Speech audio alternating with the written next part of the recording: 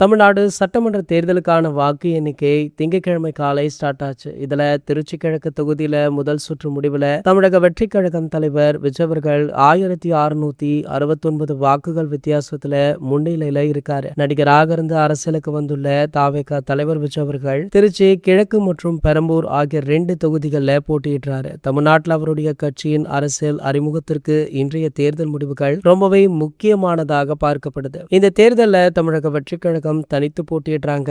அதிமுக தலைமையிலான தேசிய ஜனநாயக கூட்டணியில பாஜகவுமே இடம்பெற்றுள்ளது. திமுக தலைமையிலான கூட்டணி காங்கிரசுடன் சேர்ந்து ஆட்சியை தக்க வைக்க போராடுது. முதல் சுற்று வாக்கு எண்ணிக்கை நிலவரத்தின்படி விஜயவர்களை எதிர்த்து போட்டியிட்ட முக்கிய போட்டியாளரான திராவிட முன்னேற்ற கழகம் வேட்பாளர் இனிகோ இருதயராஜ் பின்தங்கியிருக்காரு. தாவேகா தலைவர் விஜயவர்களுடைய வருகை தமிழ்நாடு தேர்தல் களத்தை மும்முனை போட்டியாக மாற்றியிருக்கு. பொதுவாக மாநிலத்துடைய அரசியல் களம் திமுக மற்றும் அதிமுக தலைமையிலான கூட்டணிகளை சுற்றியே இருந்துட்டு இருந்தது. மேலும் பெரம்பூர் தொகுதிகளில் விஜயவர்கள் தான் முன்னிலையில் இருக்காரு. அங்கு 13,055 வாக்குகளை பெற்று முன்னிலை வகிக்கிறாரா. தன்னை எதிர்த்து போட்டியிட்ட திமுக வேட்பாளரை விட 5,975 வாக்குகள் கூடுதலாக பெற்று முன்னிலையில இருக்காரு. இதனால பெரம்பூர்ல அவருடைய வெற்றி அப்படின்றது கிட்டத்தட்ட உறுதியுமே செய்யப்பட்டிருக்கு. இனி எவ்வளவு வாக்கு வித்தியாசத்துல வெற்றி பெற போகிறார் அப்படின்றது மட்டும்தான் பார்க்க வேண்டும். தமிழ்நாட்டில் உள்ள 234 சட்டசபை தொகுதிகளிலுமே